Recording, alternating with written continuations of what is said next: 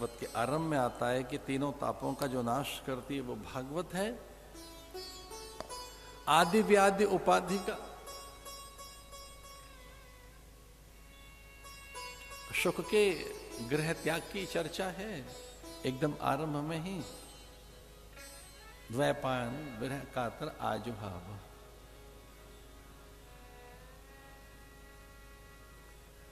शुक सन्यास लेके निकल पड़े।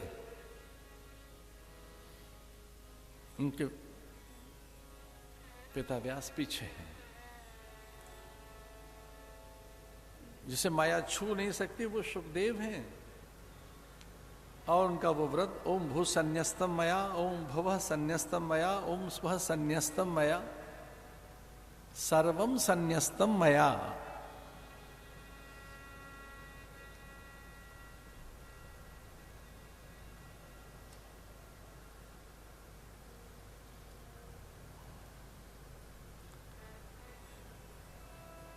एकदम सुख की चर्चा है।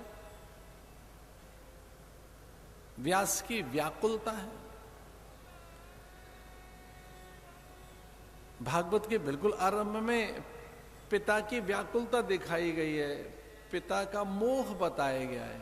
पितृ मोह, मोह सकल व्याधिन कर मूला।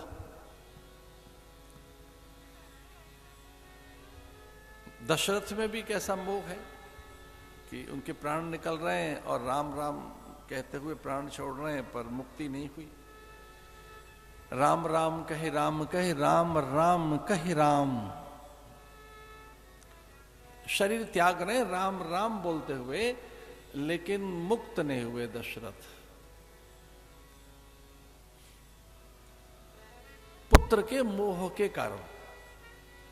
अजामिल भी भगवान का नाम लेकर प्राण त्याग, नाम लेकर पुत्र का त्याग रहा है, पर अजामिल में पुत्र का ध्यान चला गया।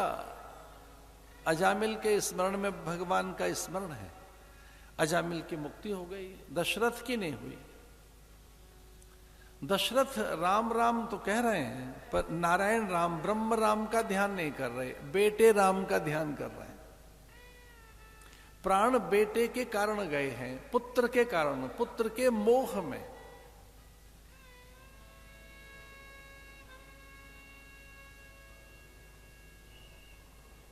रावण के युद्ध काल में जब देव पुष्प बरसाने लगे, तब देवताओं के मध्य में एक ऐसे जब भगवान ने देखा कि देवगण प्रणाम करने आ गए, पुष्प बरसाने आए, और देवताओं से रहा नहीं गया। देवता प्रणाम करने चले आए थे। मातली को भेज दिया था इंद्र ने, अपने सारथी को। उन देव समूह में एक परिचित देव ऐसे दिखाई दिए। भगवान ने ऐसे दृष्टि डाली, देवताओं के समूह में कोई बहुत चिर परिचित, ये कौन है? तो देखा है तो मेरे पिता हैं, दशरथ हैं, जिनके घर पुत्र पे बनकर राम आए हों, मुक्ति नहीं हुई उस दशरथ के। देव समूह में झांक कर देखा कि ये तो मेरे पिता हैं, परिचित। और तब दूसरी बार देखा तो भगवान ने अपनी करुणा से, अपने अनुग्रह से भगवान ने ऐसे देखा, दशरथ उसी समय मुक्त हो गए, देव कुल से निकल गए।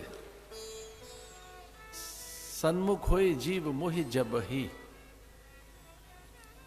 भगवान ने अपनी करुणा से, अपने अनुग्रह से, अपनी दृष्टि से उन्हें तार दिया। महर्षि वेदव्यास पुत्र के सन्यास में कितने व्याकुल हैं, पीछे पीछे भाग रहे हैं। फिर बाद में उनका समाधान हुआ। ध्यान रखना, ज्ञान ही समाधान करता है, कुछ और नहीं। विवेक समाधान करता है, विचार से ही समाधान होगा, किसी और चीज से नहीं। आपके भ्रम, भय, संशय, आपके नाना प्रकार के क्लेश विचार से ही जाएंगे, वहीं से उत्तर मिलेगा, वहीं से समाधान होगा। और उसका एकमात्र साधन है तारण का, एकमात्र साधन है कल्याण का, और उसका नाम है सत्संग। फिर ज्ञान के बाद कोई चीज कुछ खोएगा ही नहीं, सब पास है। जो प्राप्त है उसका अनुभव होगा। ज्ञान में तो है ही, उसका फिर अनुभव होना है। इसलिए भगवान से ये मत बोलो कि वो कृपा करें, हे भगवान मुझ पे कृपा करो, ये मत कहिए। भगवान से कहो, हे प्रभु आपकी कृपा का मुझे अनुभव हो जाए। आपकी कृपा तो मुझ पर है ही, आपकी कृपा मेरा अनुभव बने। हे भगवान मुझ पे कृपा कीजिए। नहीं, वो तो कृपा आप पर है ही, उनके आप पर भगवान का अनुग्रह, गुरुदेव का अनुग्रह तो है ही हम पर। वो अनुग्रह मूर्ति हैं, वो ज्ञान मूर्ति हैं, वो कृपालु हैं, वो कृपा मूर्ति है। उनकी कृपा से, अनुग्रह से हम कभी वंचित नहीं है। सदैव उनका अनुग्रह हम पर है। उनका अनुग्रह हमारा अनुभव बने, उनकी कृपा हमारा अनुभव बने। आंख खुलते ही फिर कहां रहता है स्वप्न का दुख, स्वप्न के अभाव कहां रहते हैं। आंख खुली और दुख चला जाता है।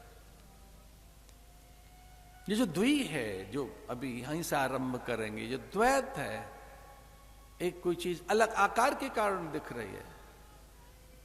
मिट्टी अपना ही सच घड़े को देकर छुप जाती है, वहीं रहती है, दिखती नहीं। मिट्टी अपना सच देती है घड़े को, और वो घड़ा दिख रहा होता है, कुल्हड़ दिख रहा है, सुराही दिख रहा है, दीपक दिख रहा है। मिट्टी वहां है, उपस्थित है, पर हमें नहीं दिखाई दे रही है। तांबा वहां है, लेकिन तांबे का कलश, वो कलश दिख रहा है। चांदी वहां है, पर हमें कलश दिख रहा है, आकार दिख रहा होता है हमें। हम आकार में उलझ गए, हम उलझ जाते हैं, लेकिन हम इनसे परे की सत्ता है। ये अद्वैत, भागवत का फल अद्वैत सिद्धि है, स्वरूप सिद्धि है। भागवत का फल स्वयं भगवान है, और मैं उससे भिन्न नहीं हूं, उनसे अलग नहीं हूं।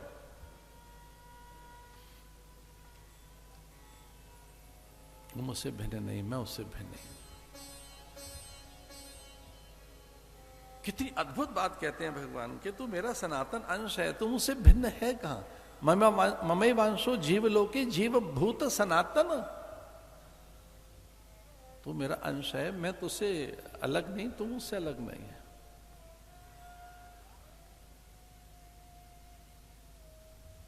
तो ये द्वि या द्वैत या द्वितीया या अज्ञान के प्रहार के लिए कथा है।